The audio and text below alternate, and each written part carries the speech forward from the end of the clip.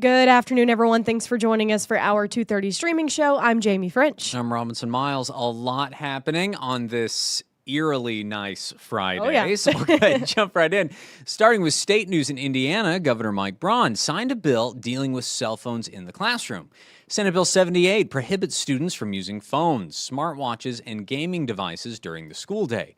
Students will be required to either leave devices at home or store them in a secure location.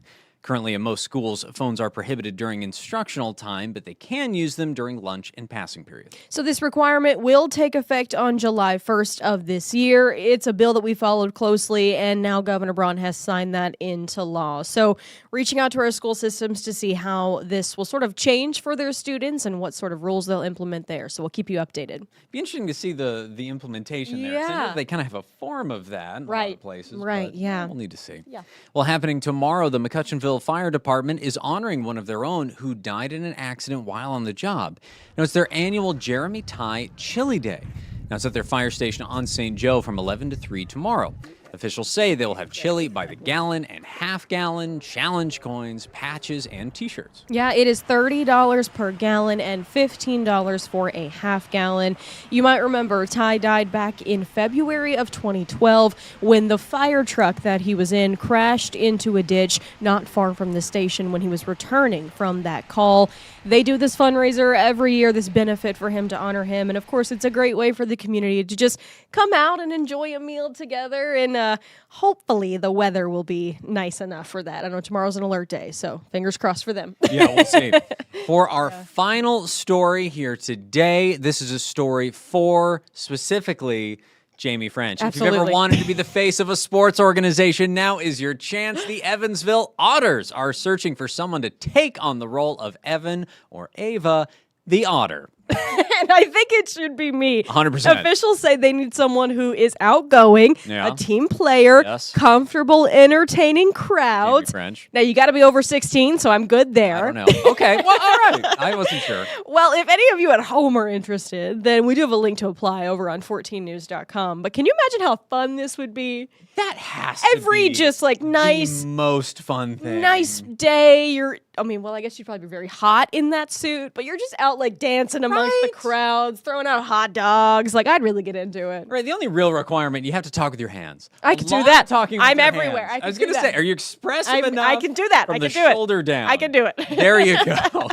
All right. Well, that's going to wrap up the news portion here today. Of course, be sure to circle back for 14 News at 4, 5, and 6 tonight. Of course, if you happen to be outside at any point today, you don't really want to hear from us. We've got Arden here. Oh, yeah. Really savor the nice weather today because tomorrow is a 14 First Alert weather day. So stand by. Arden will be back with the details right after the break. Stay informed on your local news and weather throughout the day by watching the 14 First Alert streaming shows. At 8:30 a.m., get your First Alert forecast to plan the day ahead and catch up on the news that happened overnight with the 14 News Sunrise team.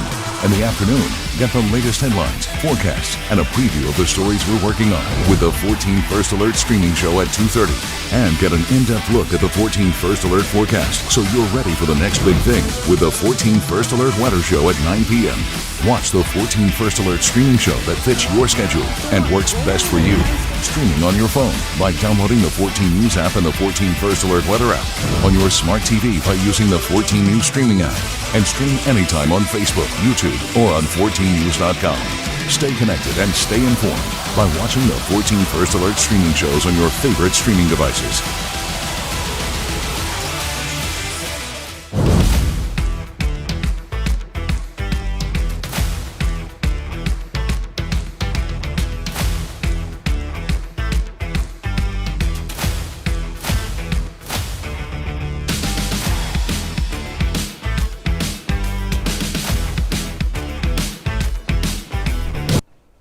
Good afternoon. I'm 14 First Alert meteorologist Arden Gregory. Sorry, I'm tripping over my mic cord here. Get it out of the floor.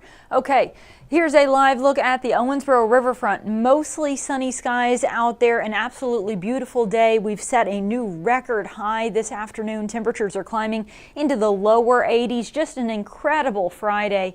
The rest of the weekend very different though. Tomorrow is a First Alert weather day. Rain is likely, thunderstorms certainly possible, and there's even an isolated isolated chance of a strong to severe storm. Then once the cold front bringing us those storms moves through, notice it'll be about 20 degrees colder Saturday night than it will be tonight. And then Sunday, another beautiful day. Quite a bit cooler, but still fairly mild, running about 10 degrees warmer than normal for this time of year with plenty of sunshine. So we're going to spend a lot of this talking about Saturday since that's the day of concern here. Isolated, strong to severe storms are possible. Wind, hail, and heavy rain threats are the main things that we're focusing on. Let's start with the timing though. Right now, there are some clouds out there. That's all those white spots you're seeing on the map. We've got maybe a sprinkle showing up just outside of the tri-state in Hamilton County, Illinois. But most of the tri-state mainly sunny and dry right now. And I think that's going to be the trend through the rest of this afternoon and into this evening. Passing clouds, maybe a stray sprinkle, but for the most part, mostly sunny, mostly dry. The clouds then thicken up as we head into the night tonight. Very late tonight into early tomorrow morning, rain starts to move in. Probably sometime around 3 a.m. or so is when we'll start to see some rain pushing in from the west. Now, it's looking like this could come in a couple different waves. Some of the models are showing this more isolated early. Some have kind of a line developing here. But the point is, early in the morning, 3, 4, 5 a.m., we could see a few showers and thunderstorms. Then notice this next line still developing off to the west. That moves in a little bit later in the morning, probably closer to 6 or 7. And then widespread rain is expected across the tri-state through Saturday morning with some thunderstorms in the mix as well. That widespread rain will then push off to the east as we get into Saturday afternoon. The actual cold front is going to lag behind that rain a little bit. We will have the potential for kind of a narrow, broken line of showers moving through Saturday afternoon and evening then along the actual cold front.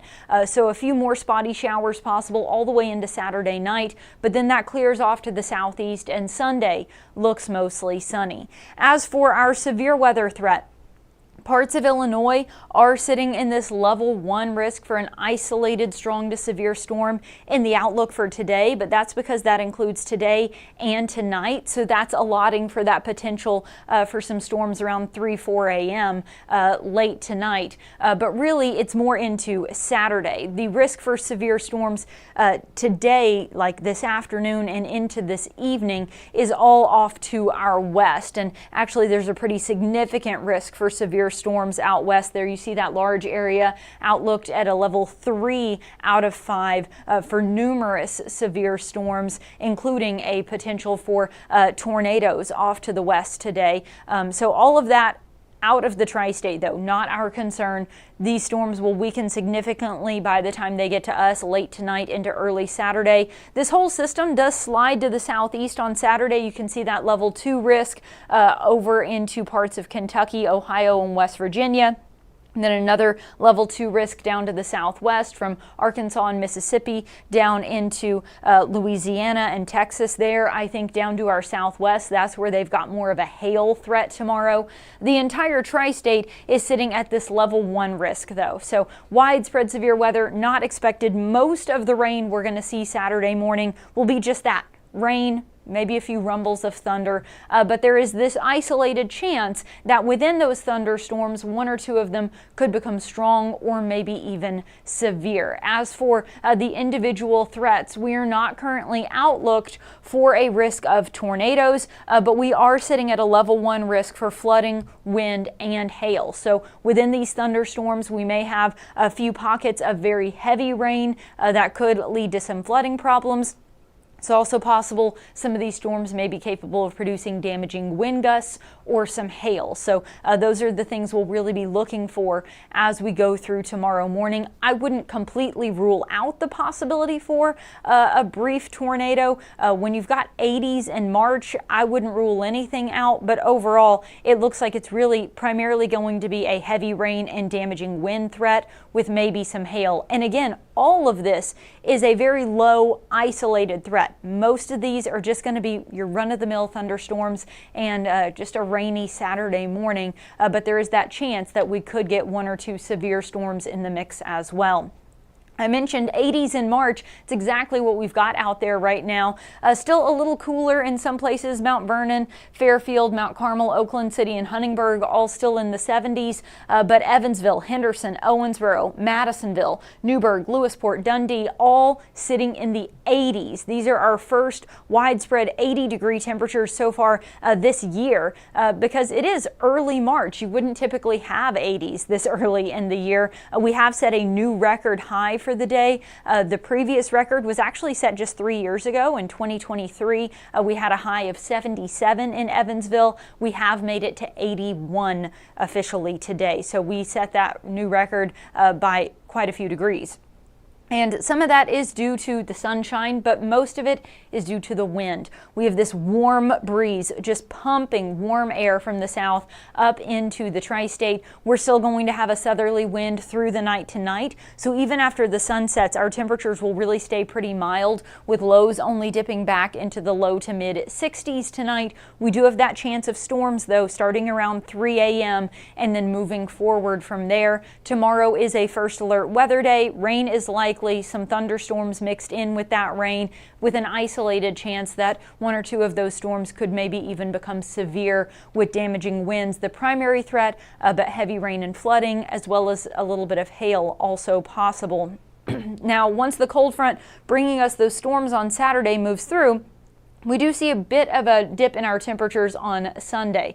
Keep in mind that is still 10 degrees warmer than normal for this time of year. Our average highs would be in the low to mid 50s. So we'll be looking at the low to mid 60s Sunday. So another beautiful day on tap Sunday. Monday looks great too, but notice we already start to warm back into the 70s Monday, Tuesday. Then we've got some more thunderstorm chances as we get into Tuesday and Wednesday. So rain is likely, thunderstorms possible Saturday. Then we see our rain chances ramping back up Tuesday and then mainly into Wednesday. Wednesday seems to be our best chance of rain. We'll talk more about that in just a second. I do want to check in on the comments to see if anybody has any questions on what we've talked about so far.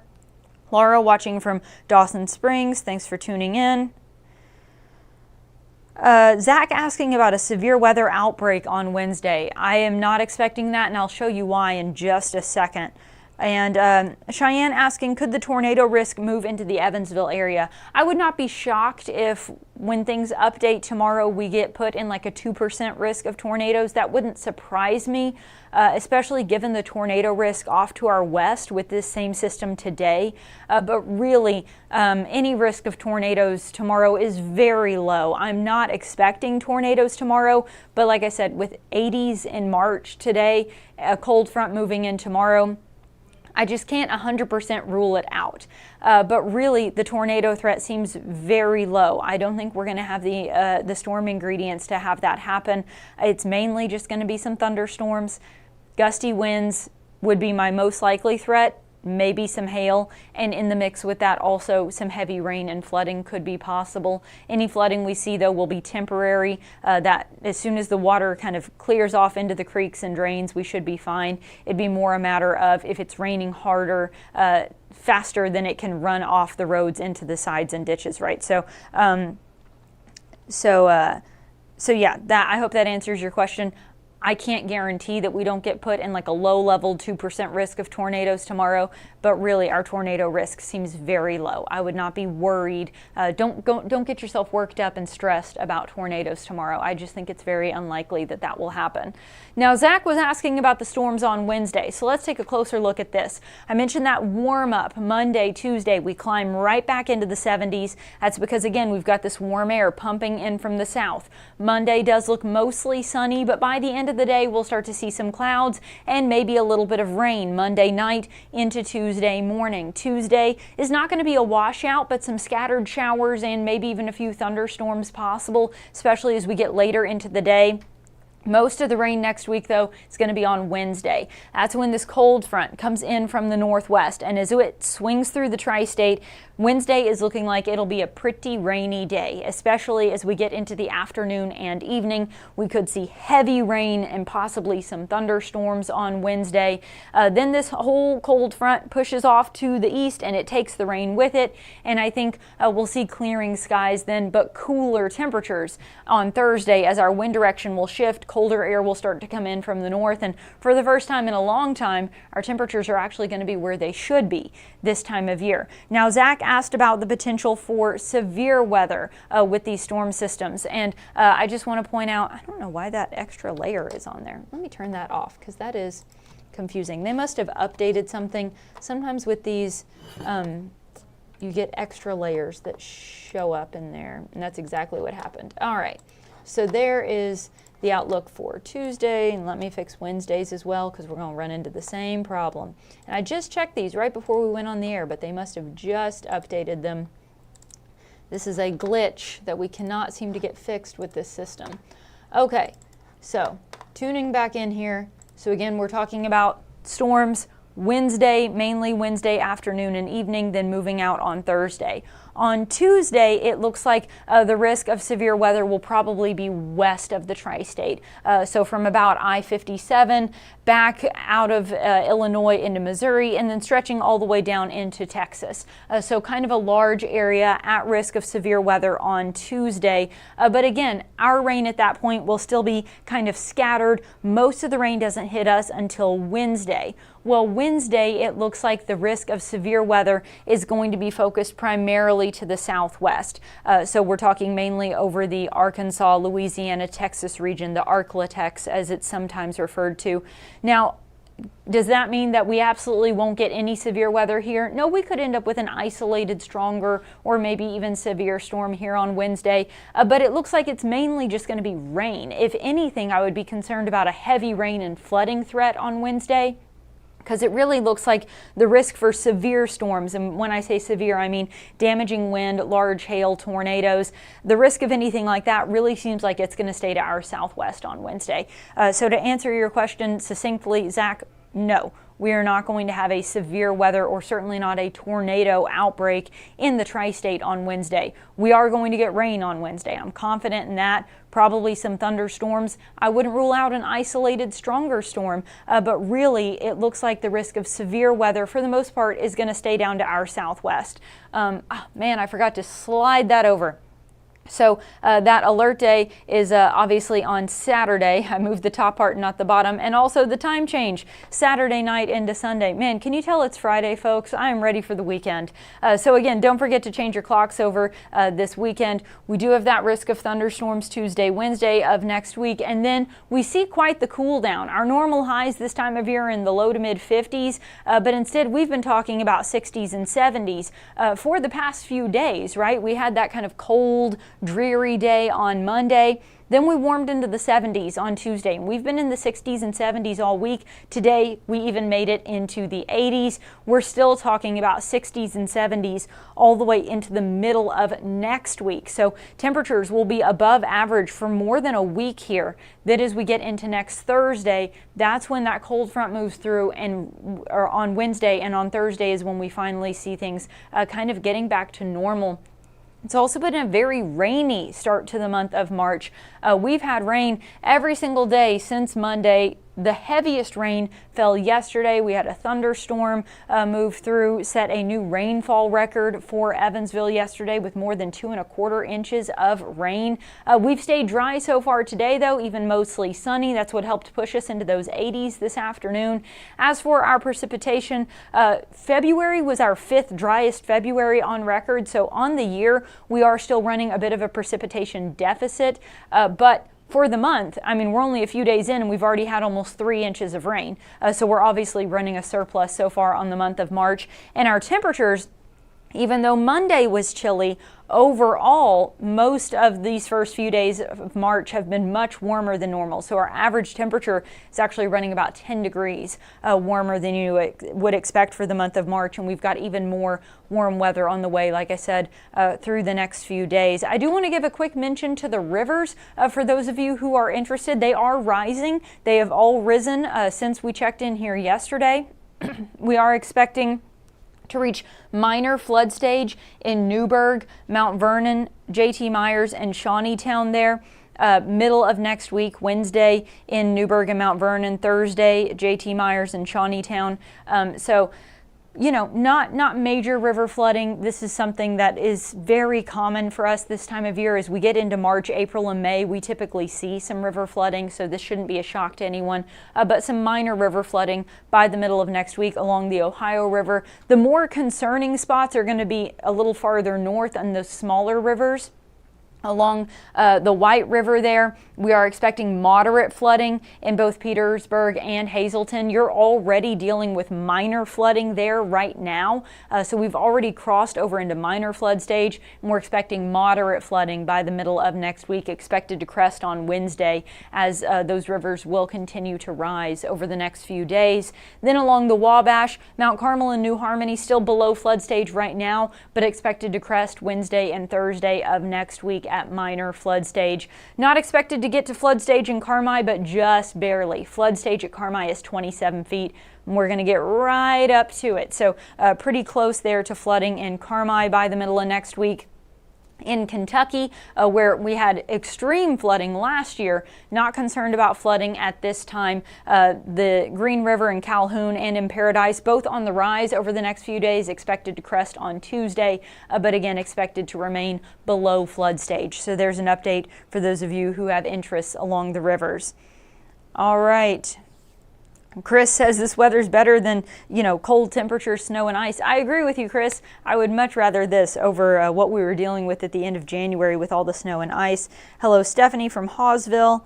And yes, Laura agrees with Chris. I'll take this weather anytime over the cold and the snow. I agree. At least we're getting some spring-like temperatures. And speaking of spring, don't forget we do spring our clocks forward an hour this weekend. So Saturday night before you go to bed or Sunday morning when you wake up, any clocks that don't change automatically, you are going to have to adjust. So, computers and phones and things like that, they'll all just jump on their own. But the oven clock, the microwave clock, the alarm clock in the bedroom, oftentimes the car clock. I know some newer cars may change on their own, mine doesn't. So all those things, you're going to have to get those changed over the weekend. So just be aware of that. All right. If there's no other questions, I'm going to go ahead and wrap this up. Meteorologist Michael Fecka will have an updated look at your forecast on 14 News tonight at 4, 5, 6, and 10, and he'll do another streaming show tonight at 9, so I hope you'll join him then. Everybody, enjoy this beautiful warm weather today.